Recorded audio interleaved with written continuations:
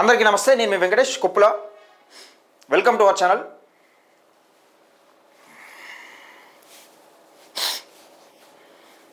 Right, Telangana రాష్ట్రంలో కొత్తగా ఎన్నుకోబడిన సర్పంచ్, ఉప సర్పంచ్ అలాగే వార్డ్ మెంబర్లకు ఏ పార్టీ అయినా సరే, Congress also, BJP also, BRS also, ఇంకా తెలంగాణ రాజ్యాధికార పార్టీ, ఇంకా బీఎస్పీ, ఇంకా ఎన్ని పార్టీలు ఉన్నా ఆ పార్టీలకు సంబంధించిన వ్యక్తులు, అభిమానుల కొద్ది ఎవరైనా గెలిచినారో వాళ్ళ కోసం ఈ వీడియో. కొత్తగా ఎన్నుకోబడిన సర్పంచ్, ఉప సర్పంచ్లు ముఖ్యంగా చూడాల్సిన వీడియో. గ్రామ పంచాయతీ ప్రజలు, ఓట్లు వేసిన గ్రామ పంచాయతీ ప్రజలు కూడా చూడాల్సిన వీడియో. ముఖ్యంగా నేను ఒకటే చెప్పదలుచుకున్నా. సరే, ఇప్పుడు కాంగ్రెస్ ప్రభుత్వం వచ్చి ఎన్ని రోజులు అవుతుంది? 2023లో వచ్చింది. ఇది 2025. ఈ డిసెంబర్కు ఎంత? 2 సంవత్సరాలు కంప్లీట్ అయిపోద్ది. 2 సంవత్సరాలు కంప్లీట్ అయిపోయిన నేపథ్యంలో ఈ 2 సంవత్సరాలు ప్రభుత్వం ఏర్పడిన తర్వాత 2 సంవత్సరాలు ఇంతవరకు గ్రామ పంచాయతీలకు నిధులు వచ్చినాయా? రాలేదు. సరే, నిధులు వచ్చినా కానీ అరకొర నిధులు వచ్చినాయి. అవి గ్రామ పంచాయతీకి సంబంధించి పెండింగ్ బిల్స్ ఏమన్నా క్లియర్ చేసిరా? లేదు.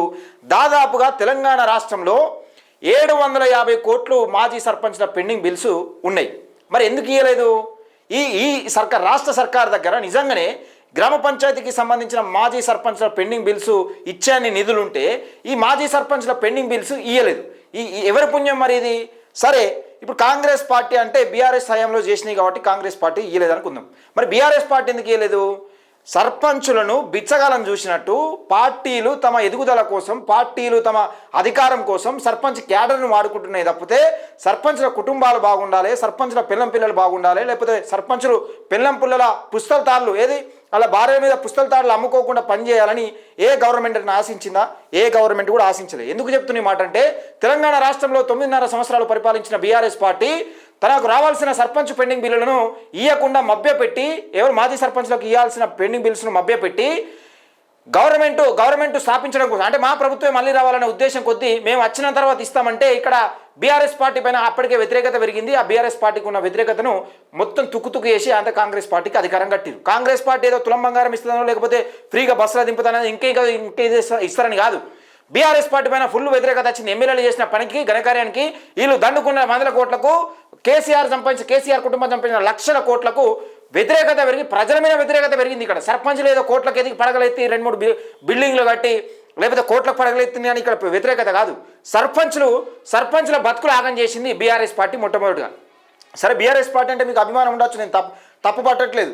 పార్టీలు అంటే మనం ఏం చేస్తామంటే ఫస్ట్ బట్టలు చింపుకుని మోపేస్తాం. మన పిల్లలు ఎక్కడ పోయినా పర్లేదు, కానీ పార్టీలు అంటే మనం బట్టలు చింపుకుంటాం. ఏ పార్టీ అధికారంలో ఉన్నా గ్రామ పంచాయతీ ప్రజల కోసం నిధులు తీసుకురావాలి, అధికారంలో ఉన్న పార్టీని వాడుకొని, ఎమ్మెల్యేని వాడుకొని, ఎంపీని వాడుకొని పనులు చేయించుకోవాలి. ఇది సర్పంచ్ల బాధ్యత. అసలు సర్పంచ్లకు పార్టీలకు సంబంధం ఏముండదు. కానీ గ్రామ సర్పంచులు ఎవరైతే పార్టీలు ఉంటారో ఆ గ్రామ పంచాయతీ మొత్తం ఆ పార్టీ కింద ఉంటుందనే ఉద్దేశం కొద్దీ ఈ పార్టీలు ఈ కమతి కడతాయి అన్నట్టు. అందుకోసమని ఇక్కడ జరగాల్సింది ఏంది? సరే, బీఆర్ఎస్ పార్టీ హయాంలో 750 కోట్ల పెండింగ్ బిల్స్ ఉన్నాయి, దాదాపు 800 కోట్ల పెండింగ్ బిల్స్ ఉన్నాయి, రాలేదు. మరి కాంగ్రెస్ ప్రభుత్వం వచ్చిన తర్వాత అయినా 2 సంవత్సరాల కాలంలో నిజంగానే మాజీ సర్పంచ్ల పెండింగ్ బిల్స్ ఇవ్వాలని ఉద్దేశం ఉంటే, ఒకవేళ నిజంగానే బిల్స్ ఉండి ఇవ్వాలని ఆశ ఉంటే ఇచ్చేది కదా. ఎందుకు ఇవ్వలే అంటే ఈ గవర్నమెంట్ దగ్గర నిధులు లేవు. నెలకు ఎంత వస్తాయి గవర్నమెంట్కు? నెలకు మన రాష్ట్ర ఖజానా ఎంత? 18,000 కోట్లు. 18,000 కోట్లల్లో మన ఒక ఇంటికి నెలకు ఎంత అవసరం పడుతుంది అంటే మనకి ఇంత అవసరం పడుతుంది. దాదాపుగా నెలకు ఒక 1800 2,000 కిరాణా సామాను పడితే మనకు ఈ 18,000 కోట్ల రూపాయలు మనకు మన ఏది రాష్ట్రానికి నిధులు సమకూరుస్తాయి వివిధ ట్యాక్స్ల రూపంలో, అన్ని రూపంలో. ఆ 18,000 కోట్లలోనే ఇప్పుడు ప్రభుత్వం పాత కేసీఆర్ చేసిన పాత అప్పుల మిత్రులు కట్టాలి, ఈ ఉద్యోగుల పెన్షన్లు ఇవ్వాలి. ఈ ఉద్యోగుల పెన్షన్ అంటే ఇంకా గుర్తుగా 4,000 పెన్షన్ చేస్తామన్నారు. ఆ దిక్వాల పెన్షన్ గంగలవను కన్న కొడుకు 30,000 ఉద్యోగం ఇవ్వలేనడు 2,000 ఉన్న పెన్షన్ 3,000 చేసి 4,000 చేస్తా అని చెప్పిండు. 4,000 చేస్తా అని చెప్పిండు. అరే 4,000 కాదురా బాబు, కొడుకు ఉద్యోగం, డిగ్రీ చేసిన ఒక నిరుద్యోగి తన కొడుకు ఉద్యోగం చేసుకోలేక రోడ్ల మీద డిగ్రీ సర్టిఫికేట్ పట్టుకొని తిరుగుతూ ఉన్నారా అంటే ఉపాధి కల్పించారట. కానీ అవ్వకు 4,000 పెన్షన్ ఇస్తామని చెప్పారు. ఇచ్చిరా? మరి ఆ పాత పెన్షన్లు కూడా, ఏజ్ నిన్నులకు కూడా పెన్షన్లు దిక్కులేవు. అలాంటి రాష్ట్రంలో మనం బతుకుతున్నాం. ఒక్కసారి గుర్తు చేసుకోవాలి. సరే, ఇక కాంగ్రెస్ పార్టీ తీసుకుందాం ఒకసారి. కాంగ్రెస్ పార్టీ ఇప్పటికి ఎన్ని సంవత్సరాలు అవుతుంది? కాంగ్రెస్ పార్టీ వచ్చి 2 సంవత్సరాలు అవుతుంది. కాంగ్రెస్ పార్టీ వచ్చి 2 సంవత్సరాలు అయింది. ఇప్పటికి డిసెంబర్కు 2 సంవత్సరాలు. 2 సంవత్సరాలు పార్టీ ఏది? ప్రభుత్వం పీరియడ్ ఎంత? 5 సంవత్సరాలు. ప్రభుత్వం పీరియడ్ 5 సంవత్సరాలు అంటే ఎంత ఉన్నది? ఇంకా 3 సంవత్సరాలు మిగిలింది. 3 సంవత్సరాలు మిగిలినది. మనం ఇప్పుడు ఈ కాంగ్రెస్ ప్రభుత్వానికి చిత్తశుద్ధి ఉంటే ఈ 2 సంవత్సరాల కాలంలో సర్పంచ్ ఎన్నికలు పెట్టిందా? 2 సంవత్సరాల కాలం నుంచి సర్పంచ్ ఎన్నికలు ఎందుకు పెట్టలే? అంతే వీళ్ళు అధికారం రావడం కోసం కాదు, ఒక్కసారి అధికారంలోకి వస్తే వీళ్ళ తాతల జాగిర్ అన్నట్టు, వీళ్ళ అయ్యల జాగిర్ అయినట్టు, లేకపోతే అధికారం వీళ్ళు ఏదో సొత్తు అయినట్టు మళ్ళోసారి కూడా అధికారంలో మేమే ఉండాలని కోరిక ఎవరికైనా పుడుతుంది. ఇప్పుడు మన గ్రామాలలో సర్పంచ్ని చూస్తాం కదా, ఒక్కసారి ఆ సర్పంచ్ కాగానే కళ్ళు నెత్తికెక్కి కద్దరు బట్టలు వేసి ₹500 జేబులో పెట్టి వెనక జేబు ఖాళీగానే ఉంటుంది, ఇంటికి పోతే గిన్నెలు కొట్లాడతాయి, లేకపోతే ఏదైనా అమ్ముకున్నడే ఉంటుంది. ఇక్కడ ఎట్టి ఆ హోటల్ ముంగటికి వచ్చి ఇట్లా బొచ్చ ఛాతి జరుచుకొని ఇట్లా నిలబడతాడు. వెనక సెక్యూరిటీ లెక్క ఒక 4-5 వీళ్ళు ఎవడైనా పని చేస్తాను కానీ వీని చేయనియరు. నువ్వు సర్పంచ్, నువ్వు గత తగ్గుతావు అంటారు. ఏం లేదు, ఈయన ఎకరం అమ్మిపించేదాకా, ఎకరం 2 ఎకరాలు అమ్మిపించేదాకా వెనక సైన్యం ఇట్టే ఉంటుంది, బాడీ గార్డుల లెక్క. ఇప్పుడు ఇంకా చూడరి, సర్పంచ్ ఉప సర్పంచ్లకైతే ఇప్పుడు చిప్ప చేతికి వస్తుంది. నేను చెప్తున్నా కదా, మీరు పద్ధతి ప్రకారంగా కాంగ్రెస్ పార్టీని ఎట్లా నిలదీయాలనో అట్లా నిలదీస్తారా, కాలు మొక్తారా, దయాంటారా, దండం పెడతారా? ఎమ్మెల్యేలు కూడా చెప్తా ఉన్నా, కొన్ని స్థానిక ఎమ్మెల్యేలు, నియోజకవర్గ ఎమ్మెల్యేలు ఒక సర్పంచ్ క్యాండిడేట్ని గెలిపించడం కోసం ఎంత తిప్పలు పడ్డారంటే, ఆ అభ్యర్థి గెలిస్తే నేను గెలిచినట్టు అంటే ఈయన ఇచ్చిన హామీలేమో దిక్కు లేదు, సర్పంచ్ని గెలిపించుకుంటే నన్ను గెలిపించుకున్నట్టు ఈయన గెలిపించిండు. మరి ఈయన నిధులు ఇస్తాడు, ఆయన ఇయ్యాడు. అందుకని నేను సర్పంచ్ వార్డు మెంబర్లకు చెప్తా ఉన్నాను సార్, వార్డు మెంబర్లకు అంటే ఇక వార్డు మెంబర్ల గురించి మాట్లాడుకుంటే ఎంత తక్కువ మాట్లాడుకుంటా, పైసలు పోతే తప్పితే గడియ రికాం లేదు, గవరాకలు లేదు అన్నట్టు పైసలు ఇడిపించుకుంటే తప్పితే దానిలో వచ్చేది లేదు, పోయేది లేదు. అయితే ఈ సర్పంచులు కొత్తగా గెలిచిన సర్పంచులు ఏదో ముఖ్యమంత్రి అయినట్టు, ఈయన ఉప సర్పంచ్లో ఉప ముఖ్యమంత్రి, సర్పంచ్లో ముఖ్యమంత్రి ఆ రేంజ్లో ఫీల్ అవుతారు.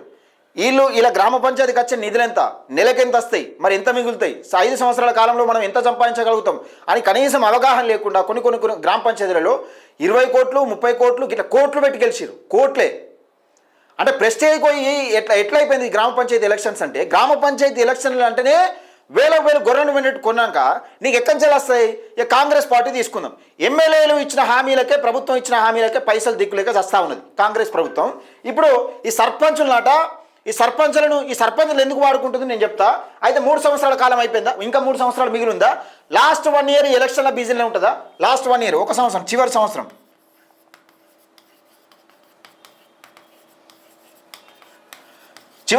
తీసేయి, ఇక ఎంత మిగిలి ఉంది? 2 సంవత్సరాల కాలం. 2 సంవత్సరాల కాలం అంటే సర్పంచ్ పీరియడ్ మరి 5 సంవత్సరాలుగా అంటే ఎన్నికల తర్వాత ఏది 2 సంవత్సరాలు ఎన్నికల తర్వాత ఉంటుంది. ఆ ఎన్నికల తర్వాత ఇప్పుడు కాంగ్రెస్ ప్రభుత్వం లాంటి ఇంకో ఏదైనా ప్రభుత్వం దిక్కువల్ల ప్రభుత్వం వచ్చిందనుకో, ఆ కాంగ్రెస్ ప్రభుత్వం లాగా 2 సంవత్సరాలు ఎన్నికలు పెట్టకపోతే ఈ నిధులు రావు, ఈ నియామకాలు ఉండే, నిధులు ఉండే ఏనట్టు ఈ మళ్ళీ కార్యదర్శుల పైన ఆధారపడి ఉంటుంది. ఈ 2 సంవత్సరాల పీరియడ్ పక్కకెట్టి, ఎందుకు పక్కకెట్టి అంటే ప్రభుత్వం మారుతుంది, ఏ ప్రభుత్వం వచ్చేది తెలియదు, అప్పటికి ప్రజలు ఎవరిని కోరుకునేది తెలియదు. అందుకని ప్రభుత్వం మారుతుంది కాబట్టి 2 సంవత్సరాల పీరియడ్ పక్కకెట్టినా 2 సంవత్సరాలు ఆల్రెడీ అయిపోయింది.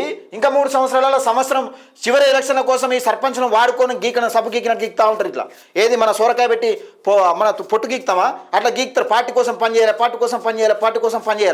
పార్టీ అధికారంలోకి వస్తే మళ్ళీ నిధులు వస్తాయి. అరే ఇప్పుడు లేని నిధులు 750 కోట్ల పెండింగ్ బిల్స్ ఉంటే ఆ నిధులు అప్పుడు రాని నిధులు అప్పటికెట్లా వస్తాయి?